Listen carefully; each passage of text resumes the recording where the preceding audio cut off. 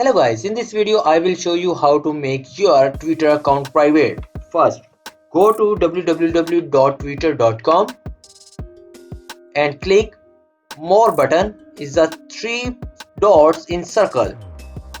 Click here and go settings and privacy.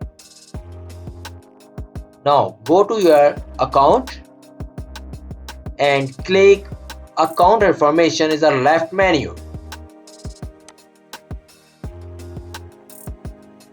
And go to Protect Tweets. Click the arrow and check the box next to Protect My Tweets. You will be prompted to select Cancel or Protect. Select Protect. Now your Twitter account is private.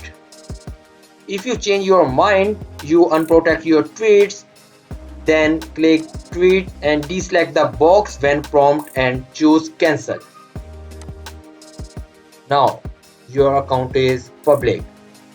Please like this video, subscribe our channel and press bell icon for more updates. Thanks for watching.